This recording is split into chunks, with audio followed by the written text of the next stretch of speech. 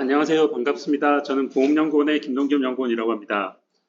저는 오늘 국민연금 개혁에 대한 논의가 진행되고 있는 상황에서 노후소득 보장 강화를 위해서 공적 부문과 민영 부문의 역할을 어떻게 설정하는 것이 바람직하고 향후 사적연금의 역할을 확대하기 위해서는 어떤 정책이 필요한지에 대해서 말씀드리고자 합니다. 네, 먼저 최근에 공적연금 개혁에 대한 논의가 어떻게 진행되고 있는지 살펴보고, 둘째로는 해외에서도 우리나라와 비슷한 연금개혁 논의가 진행된다면 각 국가들이 어떻게 대응했는지에 대해 살펴보고자 합니다. 세 번째로는 우리나라 사적연금 제도 현황과 문제에 대해 살펴보고, 마지막으로 노후소득 보장 강화를 위한 정책 제언과 주요 과제를 해외의 경험 등과 함께 말씀드리고자 합니다. 첫 번째 논의 주제는 공적연금 개혁에 대한 최근 논의와 이에 대한 영향입니다. 앞서 성혜영 박사님께서 공적연금 개혁 내용에 대해 자세히 설명해 주셨기 때문에 저는 공적연금 개혁과 관련한 내용은 간략히 살펴보고 연금 개혁안 시행에 따라서 예상되는 영향을 중심으로 살펴보도록 하겠습니다. 결론적으로 말씀드리자면 연금 개혁은 제도의 지속 가능성과 국민의 노후 보장 등에 영향을 미칠 가능성이 있다는 겁니다. 올해 3월 국민연금 재정추계 전문위원회에서는 제5차 국민연금 재정추계 결과를 발표했는데, 그 결과를 보게 되면 현행 방식과 같이 제도가 유지될 경우에는 수지적자 시점은 2041년으로 기금 소진 시점은 2055년으로 예측하고 있습니다. 이에 재정계산위원회에서는 국민연금 제도 운영의 지속가능성 확보를 목적으로 보험료율, 연금 지급 개시 연령, 기금 운용 수익률의 조합을 통해 2093년까지 적립기금이 유지될 수 있는 다양한 정책 시뮬레이션 결과를 제시하고 있습니다. 지난주 보건복지부에서는 이를 기반으로 제5차 국민연금 종합운영계획안을 발표했는데, 지속가능한 국민연금 개편을 목표로 5대 분야 15개 과제를 제시하였습니다. 예를 들어 노후소득 보장 강화를 위한 방안으로 구조개혁과 연계한 명목소득 대체율 조정이나 노령연금 감액 폐지 등의 과제를 제시하였고, 국민연금 재정 안정화를 위한 과제로는 보험료율 인상, 계속고용과 연계한 수급 개시 연령 조정 논의 등을 발표했습니다. 그리고 한편 다층 노후소득 보장체계 정립을 위한 논의 과제도 발표하였는데, 여기에는 기초연금 노후소득 보장 강화와 사적연금 활성화 지원 계획이 포함되어 있습니다. 결론적으로 보게 되면 국민연금 재정 방식 개선 등 공론화 과제를 제안하고, 보험료율과 소득 대체율의 경우는 구체적인 안보다는 사회적 논의 시작을 위한 방향성만을 제시하였다고 볼 수 있습니다. 이 같은 연금 개혁에 대한 논의는 국민연금의 구조적 문제에서 출발하였다고 볼 수 있습니다. 즉, 국민연금 제도가 저부담 고급여 구조로 운영됨에 따라 적립금 소진 가능성이 증대되고 있습니다. 아래 좌측 그림은 OECD 주요 국가들의 보험료율 수준과 보장 배율을 나타내고 있습니다. 보장 배율은 본인이 부담한 비용인 보험료율 대비 소득 대체율을 의미합니다. 붉은색으로 표시된 부분이 우리나라 공적연금의 보험료율과 보장 배율을 나타내고, 검은색으로 표시된 부분이 OECD 국가의 보험료율과 보장 배율을 나타내고 있습니다. 결국 우리나라의 보험료율은 OECD 국가의 절반 수준인 9%에 불과하지만 소득 대체율은 OECD 평균값인 2.3배를 상회하는 3.3배를 기록하고 있습니다. 특히 보험료율 인상 시나리오 하에서도 국민연금의 수익비는 1을 초과하는 것으로 나타나 수익 불균형 상태라고 볼 수 있습니다. 예를 들어 2023년 신규 가입자가 현재와 같이 보험료율 9%로 40년 동안 가입을 하고 25년 동안 수급을 하는 것을 가정할 경우 평균 소득자의 수익비는 2.2배입니다. 한편 보험료율을 15%로 상향하더라도 평균 소득자의 수익비는 2.4배로 현재의 보험료율 체계에서보다 수익비가 줄어들기는 하지만 제도 운영 차원에서 볼 때 여전히 수익 불균형 상태라고 볼 수 있습니다.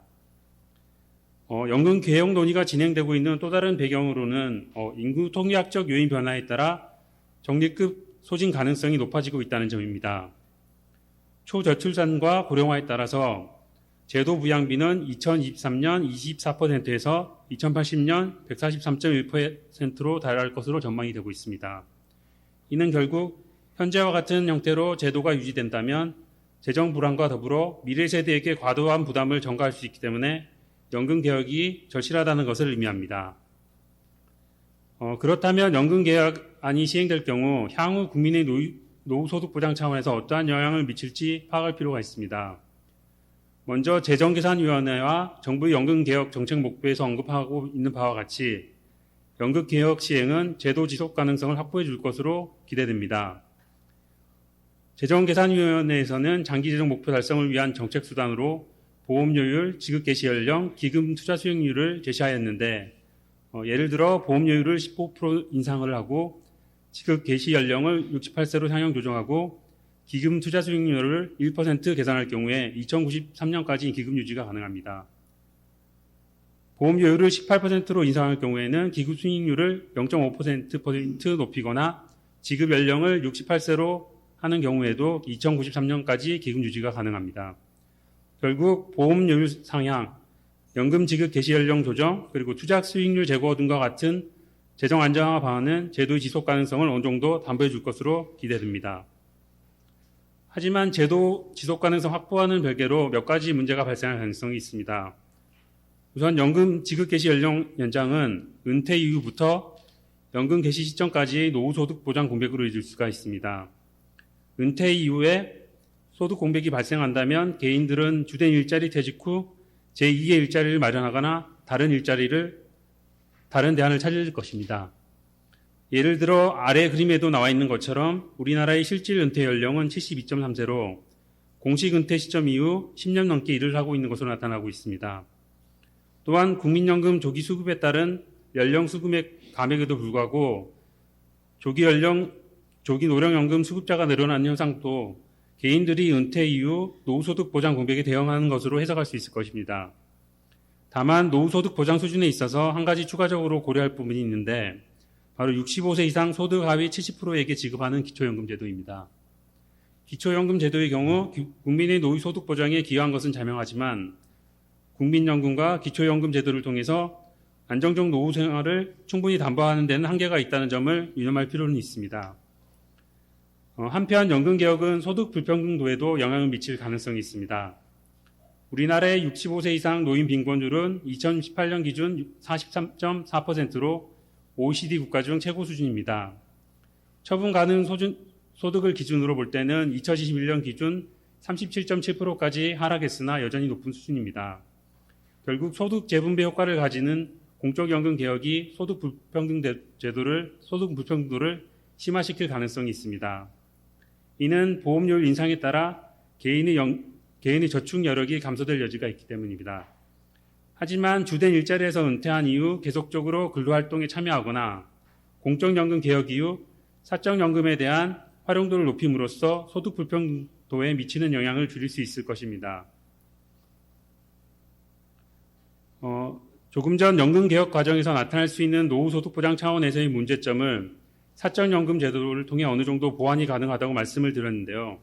실제로 해외에서는 공적연금 개혁 과정에서 발생할 수 있는 문제에 대해서 국민의 노후소득 보장 문제에 대해 어떠한 대응을 했고 어떠한 결과를 얻었는지 설명드리고자 합니다. 먼저 해외의 연금개혁 정책 방향에 대해 설명을 드리고 각 국가별 사례를 살펴보겠습니다. 대부분의 주요 선진국들은 명칭은 서로 다르긴 하지만 일반적으로 1층의 공적연금, 2층의 퇴직연금, 그리고 3층의 개인연금 등과 같은 다층 노후소득보장 체계를 구축하고 있습니다. 각 국가별로 공적 부문과 민간 부문의 역할 비중이 서로 다르게 나타나는데 아래 그림에 제시된 것처럼 GDP 대비 공적 부문과 사적 부문의 급여 수준을 비교해보면 호주, 캐나다, 네덜란드, 영국 등에서 사적연금의 역할이 상대적으로 높게 나타나고 있습니다. OECD 국가들의 연금 정책은 일반적으로 고령화의 진행 수준에 따라서 공적연금과 사적연금의 역할을 조정해 가고 있다고 볼 수가 있습니다. 고령화율이 7에서 14%인 고령화 사회에서는 공적 부문의 역할을 강조하면서 공적연금 적용 대상을 확대하였으며 고령화율이 14에서 20%인 고령사회에서는 공적연금 급여를 축소하고 사적연금을 활성화하는 정책을 취하고 있습니다. 즉 대다수 국가에서는 재정 안정화와 노후소득 보장 강화를 위해서 공적연금의 역할을 축소하고 사적연금의 기능을 확대하는 연금개혁을 진행 중에 있습니다. 공적연금 개혁과 사적연금 정책을 보다 구체적으로 보게 되면 다음과 같습니다. 각국은 연금 재정의 지속 가능성을 높이고자 공적연금 측면에서는 연금 수급 연령 상향 조정이나 공적연금 급여 수준 조정을, 그리고 노동시장 및 사적연금 정책으로는 근로유인 강화와 사적연금 역할 확대 정책을 시행하고 있습니다. 특히 공적연금 개혁 과정에서 사적연금의 역할 확대 정책을 추진하고 있는데요. 자동가입제도, 계층별 세대혜택 차중화, 보조금 정책 시행 등이 이에 해당합니다. 이제는 독일, 스웨덴, 영국 등 특정 국가의 사례를 통해서 이들 국가가 연금 개혁 과정에서 공적 부문과 사적 부문의 역할을 어떻게 분담했는지 구체적으로 살펴보도록 하겠습니다. 전 세계적으로 연금 제도를 가장 먼저 도입한 나라인 독일은 공적연금 제도의 지속 가능성 확보를 위해서 2001년과 2004년 두 차례에 걸쳐서 연금 개혁을 추진하였습니다. 공적연금 개혁 과정에서 공적연금 재정 안정화 방안과 함께 사적연금 활성화 조치를 시행했는데요. 이는 공적연금에 45년 동안 가입한 평균 소득자의 공적연금 소득 대체율이 연금 개혁 전 48.3%에서 2050년 36.2%로 하락할 것으로 추정됨에 따른 대안으로 볼 수가 있습니다. 특히 공적연금 개혁 과정에서 저소득층에 대한 영향이 클 것으로 전망이 되었는데 이에 따라서 독일 정부는 저소득층과 자영업자의 노후 소득 보장을 위해서 리스터연금과 위름연금 등 정부 지원 사적연금 제도를 도입하였습니다. 리스터연금 제도는 저소득층의 공적연금의 급여 수준 저하를 보완하기 위해 2002년도에 도입된 정부 지원의 인증형 개인연금 제도로 볼 수 있습니다. 리스터연금 가입 시 가입자 본인, 배우자, 자녀 등에 대해서 정부 보조금을 지급하고 세액공제 혜택을 부여했으며 62세부터 연금 수급이 가능하도록 하였습니다. 한편 공적연금 의무 가입자로 인정되지 않는 자영업자의 노후소득 보장 공백 해소를 목적으로 2005년에는 자영업자 대상 개인연금인 위름연금 제도가 도입되었습니다. 보험회사는 특정 요건에 부합하는 연금 상품을 만든 후 재무부에서 인증받는 형태로 운영하고 있으며 62세부터 사망 시까지 연금 형태로 수급하도록 운영되고 있습니다. 독일 정부의 사적연금에 대한 지원책은 가입자 확대에 영향을 미쳤다고 볼 수 있습니다. 아래 그림에서 제시된 바와 같이 제도 도입 초기 가입자가 큰 폭으로 증가한 것을 알 수 있습니다.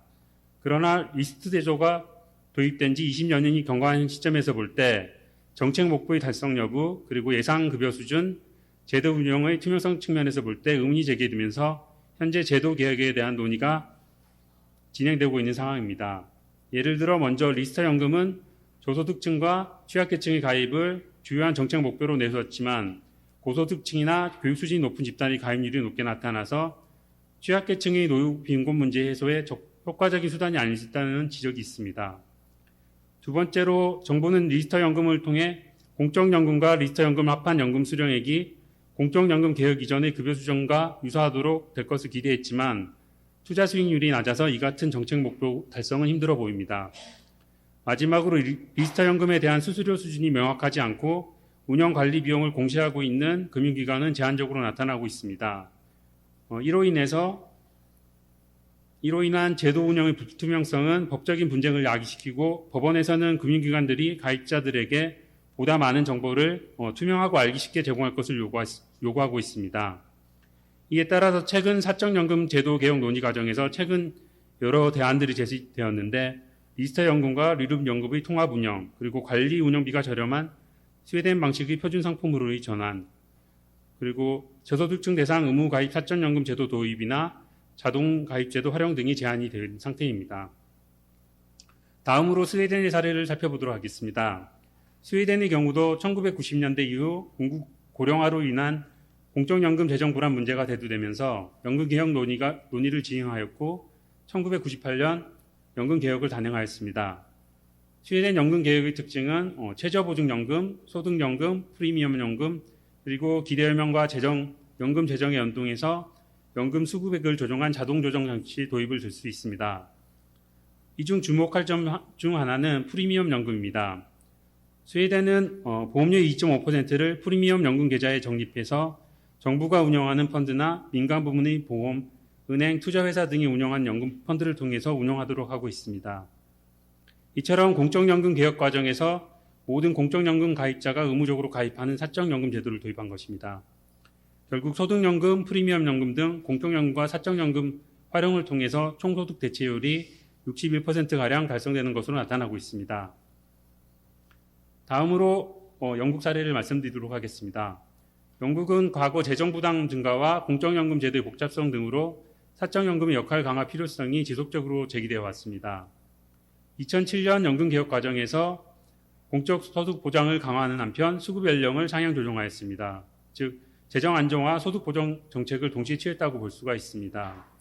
특히 해당 기간 중 사적연금 활성화를 통해 국민의 노후 소득 보장 기능을 강화하기 위한 정책을 시행하였는데요. 2008년 연금법 개정을 통해서 2012년부터 일정한 기준을 충족하는 근로자가 자동적으로 퇴직연금에 가입하도록 한 네스트 제도가 이에 해당합니다. 지금까지 개별 국가 사례를 요약해보면 독일, 스웨덴, 영국의 경우 급속한 고령화로 인해 연금 재정이 불안해짐에 따라서 연금 제도의 지속 가능성 확보 차원에서 공사 간 역할을 배분하였다고 볼 수가 있습니다. 독일의 리스터 연금, 그리고 스웨덴의 프리미엄 연금 등과 같이 공적 연금을 대체하는 사적 연금이 활용되었으며 영국은 연금 개혁으로 감소된 급여 수준을 네스트 제도를 통해 보충하고자 했습니다. 결국 전 세계적으로 다층 노후소득 보장 체계로의 전환이 일반화되면서 노후소득 보장을 위한 민간 부분의 참여 확대가 활발해지고 있다고 볼 수 있습니다. 다만 독일 사례에서 보듯이 민간이 노후소득 보장을 관리 운영 주체로 참여하는 과정에서 일부 문제가 발생하기도 하는데 이는 투명성이나 민영보험에 대한 신뢰 부족에서 비롯되고 있다고 볼 수가 있습니다. 지금 현재 국내 사적연금 보장 체계를 그대로 유지한 채 개인들에게 사적연금 제도를 독려하기만 한다면 앞서 살펴본 공적연금 개혁을 추진한 국가들과 동일한 정책 효과를 얻을 수 있을지 생각할 필요가 있을 것 같습니다. 여기에서는 국내 사적연금 제도 운영 과정에서의 주요 문제점들을 짚어보고 노후소득 보장 강화를 위해 개선이 필요한 사항이나 과제를 제시하고자 합니다. 앞서서도 언급한 바와 같이 우리나라는 기초연금, 국민연금, 퇴직연금, 개인연금 등 다층 노후소득 보장 체계를 구축하고 있습니다. 사적연금 제도에는 개인연금, 퇴직연금, 적립형 IRP 등이 있습니다. 이 중 개인연금은 소득세법을 적용받는 금융상품으로 연금소득세 적용 여부에 따라서 세제적정연금인 연금저축과 세제 비적정연금인 연금보험으로 구분이 됩니다. 특히 아래 그림에 제시된 바와 같이 사적연금 유형별 적립금 추이를 보게 되면 최근 연금저축과 연금보험의 성장세는 둔화된 반면 개인형 IRP 가입이 늘어나면서 개인연금 시장은 매년 확대되는 추세로 볼 수가 있습니다. 이 같은 사적연금 시장의 양적 성장에도 불구하고 제도 운영상 한계점은 다소 존재한다고 볼 수가 있습니다. 지금부터는 사적연금 제도의 운영상 한계점에 대해서 말씀드리도록 하겠습니다. 먼저 사적연금 활용도 측면에서 볼 때 영세사업장이나 저소득 취약계층의 사적연금 가입률이 낮은 상황입니다. 근로자가 가입하는 퇴직연금 가입률을 보게 되면 300인 이상인 사업장의 경우 91.4%가 퇴직연금 제도에 가입하고 있으나 10인 미만 사업장의 경우 퇴직연금 가입률은 17.8%에 불과합니다. 한편 2021년 기준 연금저축 가입률은 10.9%인데 이 중 연소득 2천만 원 이하 소득자의 연금 가입률은 0.1%에 불과합니다. 결국 사적연금은 고소득자나 대형 사업장을 중심으로 활용되고 있는 상황으로 사적연금의 전 국민에 대한 노후소득 보장 기여는 미흡하다고 할 수가 있습니다. 두 번째로 개인의 노후자산 축적과 관련해서 문제가 될 수 있는 부분은 중도인출과 해지를 들 수가 있습니다. 중도인출이나 이직에 따른 해지는 연금재원 소진으로 이어져 은퇴 이후의 안정적 노후 생활을 어렵게 할 수가 있습니다. 아래 그림에 제시된 바와 같이 퇴직연금의 경우 주택 구입이나 주거 임차 등을 이유로 중도인출이 빈번히 발생하고 있습니다. 특히 퇴직연금의 경우 근로자가 이직할 경우 IRP 계좌로 이관한 후 자유롭게 해지할 수 있어 근로자들이 이직 과정에서 퇴직연금을 해지하는 경향이 높습니다. 연금저축의 경우도 천재지변이나 사망, 요양 등 소득세법상 부득이한 사유로 인한 해지는 12.4%에 불과하고 해지자의 87.6%는 주택 구입, 전세보증금 마련 등의 사유로 이미 해지하고 있는 상황입니다. 개인의 노후자산 축적 측면에서 한계를 보이고 있는 또 다른 요인은 수익률을 들 수가 있습니다. 지난해 퇴직연금 전체 가입자의 연간 수익률은 0.02%로 수익률 통계 공시 이후 최저 수익 수준의 수익률을 기록하였습니다. 이처럼 퇴직연금의 낮은 수익률에 대한 문제는 매년 반복적으로 지속되고 있는데 원리금 보장형 상품에 편중된 자산 운용, 가입자의 무관심, 퇴직연금 사입자의 역할 미흡 등이 그 원인으로 지목되고 있습니다. 이에 대한 개선도 쉽지 않은 상황인데 매년 반복되는 이에 대한 개선도 쉽지 않은 상황입니다. 한편 연금저축의 경우도 지난해 연간 수익률은 마이너스 2.29%로 금융시장의 영향을 많이 받고 있는 것으로 평가받고 있습니다. 마지막으로 사적연금 급여 수령 과정에서 개인들의 성향에 대해서 말씀드리도록 하겠습니다. 고령화가 급속히 진전되면서 은퇴 이후 안정적인 현금 흐름을 창출하여 장수 리스크를 해지할 수 있는 연금의 중요성이 강조되고 있습니다. 그럼에도 불구하고 아래 그림을 보시게 되면 55세 이상 퇴직자의 92.9%가 일시금으로 퇴직급여를 수령하고 있는 것으로 나타나 연금으로의 전환은 극히 미미한 것이 현실입니다. 일시금 수령 편중 현상에는 여러 원인이 있을 수 있지만 수급 개시 시점에 쌓여있는 적립금 규모가 연금으로 수령할 만큼 시기이 없을 정도로 작아서 일시금 선택 비중이 높다고 할 수 있습니다. 이는 금액 기준과 계좌 기준에서 퇴직연금 수령 비중이 차이가 나는 것에서 유추해 보실 수 있을 것입니다. 한편 연금저축의 경우도 퇴직연금에 비해 장기간 수령을 선택하는 비중이 높기는 하지만 여전히 수령 기간이 짧은 것으로 나타나고 있습니다. 지금까지는 국내 사적연금 시장의 문제점에 대해서 살펴봤는데요. 연금개혁 과정에서 개인의 소득 측면에서 나타날 수 있는 문제점을 해결하기 위해서는 지금까지 사적연금 시장의 문제점들을 개선하기 위한 정책이 필요할 것입니다. 결론부터 말씀드리자면 연금개혁 이후 국민의 노후소득 보장 강화를 위해서는 개인들이 사적연금에 많이 가입하도록 유도하여 노후 자산을 많이 축적하고 급여 지급 단계에서 안정적인 현금 흐름을 창출을 위한 지원이 필요하다는 점입니다. 우선 연금개혁에 대한 논의 과정에서도 수차례 강조가 되었지만 재정 문제와 사회경제 환경을 고려할 때 공적연금만으로 노후소득을 보장하는 데 한계가 존재합니다. 결국 적정 노후소득 수준 달성을 위해서는 공사 역할 분담을 통한 노후소득 보장 강화가 필수적입니다. 그렇지만 아직까지 국민의 적정 노후소득 대체율 달성을 위한 공사연금 간 역할 분담 방안이나 기준에 대해 사회적으로 합의된 바는 없는 듯합니다. 결국 적정 노후소득 대체율 달성을 위한 공적연금과 사적연금의 목표 수준을 구체적으로 설정을 하고 두 제도 간 연계 및 협력을 강화해 나가야 할 것입니다. 이를 위해서는 최근 통계청에서 구축한 포괄적 연금 통계를 기반으로 국민들의 공사연금 가입 실태에 대한 평가가 필수적일 것입니다. 다음으로 현재의 공적연금 노후소득 보장 수준을 놓고 볼 때 사적연금의 역할 확대가 필요한데요. 연금 취약계층의 사적연금 가입을 유도할 수 있는 핵심 정책은 세제 혜택이나 보조금 등 금융 인센티브를 제공하는 것으로 볼 수가 있습니다. 실제 사적연금 제도가 임의가입 형태로 운영되는 국가의 경우 저소득층의 가입률이 낮게 나타나고 있는데요.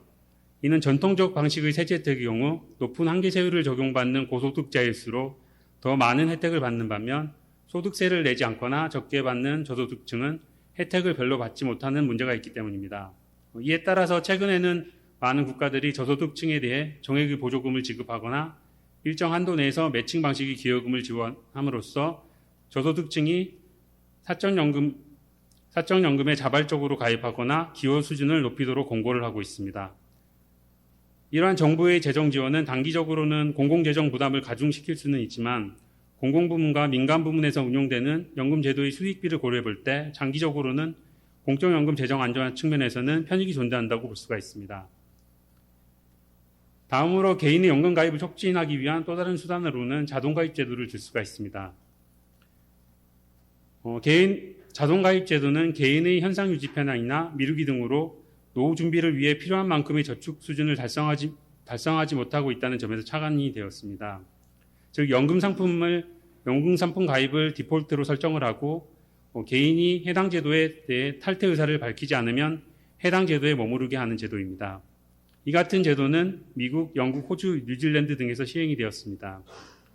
자동가입 제도의 효과성에 대해서는 최근 많은 논의가 이루어지고 있는데 앞서 말씀드린 영국의 네스트 제도와 미국의 IRA 제도 사례에서 비추어 볼 때 정책 효과는 어느 정도 입증이 되었다고 볼 수가 있습니다. 예를 들어서 아래 그림은 영국의 네스트 제도 가입 추이를 보여주고 있는데요. 2012년 자동가입 제도 도입 이후 민간 부문의 직장연금 가입률은 44%에서 2021년 88%까지 증가한 것으로 나타나고 있습니다. 한편 최근에는 미국 시장을 대상으로 각 주별 자동가입 퇴직연금 제도 도입 여부에 따라서 근로자와 고용주의 제도 참여율을 평가한 연구 결과를 보게 되면 주에서 운영하는 자동가입 은퇴저축 프로그램의 고용주와 근로자의 제도 참여 확률을 높이는 것으로 나타나고 있습니다. 다음으로 개인의 노후 자산 형성에 도움을 줄 수 있는 제도 개선 필요사항을 말씀드리도록 하겠습니다. 먼저 개인들이 연금 상품을 지속적으로 유지하고 적립금 누수가 발생하지 않도록 함으로써 연금 재원을 충분히 확보하고 안정적 노후 생활 보장이 가능하도록 지원할 필요가 있습니다. 이에 따라서 퇴직연금 중도인출 제도나 이직 시 해지에 대한 관리가 필요할 것으로 보입니다. 중도인출 금액 한도에 관한 세부적 기준 마련을 통해서 중도인출 유인을 줄이거나 담보대출을 통해서 개인의 일시적 자금 수요 활용을 유도할 필요가 있습니다. 그리고 이직 시 퇴직연금 계좌 해지를 원칙적으로 금지하는 방안 등도 함께 검토할 필요가 있습니다. 한편 노후 자산 형성과 관련해서 연금 수익률도 중요하다고 볼 수가 있습니다. 퇴직연금과 개인연금의 낮은 수익률에 대한 문제는 반복적으로 지속되고 있지만 여전히 해결이 쉽지 않은 측면이 있습니다. 예를 들어서 퇴직연금 수익률 개선을 위한 방안으로 올해 사전 지정 운용 제도가 도입되어 운영되고 있지만 아직까지 그 효과는 미미해 보입니다. 결국 금융기관 간 수익률 경쟁 유도를 통해서 사업자 간 비교 공시를 확대하는 것이 필요합니다. 또한 소비자들의 연금 상품에 대한 수수료 부담을 줄여줌으로써 수익률 개선에 도움을 줄 필요가 있어 보이는데요. 예를 들어서 OECD 주요국은 경매 방식이나 퇴직연금 전담기관 설립 등을 통해서 퇴직연금 운영 비용을 줄이고 있고, 일본의 생명보험회사의 경우는 회사 간 비경쟁 영역에 해당하는 부분을 통합 관리함으로써 비용 절감을 도모를 하고 있습니다. 앞서 개인들이 자산 연금급여 수령 단계에 있어서 연금화가 잘 되지 않아 안정적인 노후 소득 흐름 창출이 어렵다는 점을 지적을 하였습니다. 연금화를 통한 안정적 소득 흐름을 발생시킬 수 있도록 하기 위해서는 많은 연금 자산이 축적되도록 지원하는 것을 기반으로 급여 수령 단계에서 다양한 정책을 고려할 필요가 있습니다. 급여 수령 시 연금 형태로 자동적으로 수령하는 정책, 연금 지급 방식을 다양함으로써 소비자의 선택폭을 확대하는 방식, 일시금 수령보다는 연금 수령에 대해 세제 혜택을 더 부여하는 방식 등을 고려해 볼 수 있을 것입니다. 그리고 끝으로 말씀드리고 싶은 부분은 금융기관 또는 정부의 연금 가입을 위한 지원책입니다. 개인의 연금 지식은 적극적인 연금 상품 가입과 운영 관련 의사결정에 긍정적 영향을 미치는 것으로 파악되고 있습니다. 이에 따라서 다수의 국가에서 국민을 대상으로 연금 정보를 제공하는 사례가 늘어나고 있습니다. 정부와 연금 사업자는 이 같은 사례를 참고해서 개인의 연금 가입을 지원하기 위해 지속적으로 노력할 필요가 있습니다. 제가 오늘 준비한 내용은 여기까지입니다. 이상 발표를 마무리 짓도록 하겠습니다. 감사합니다.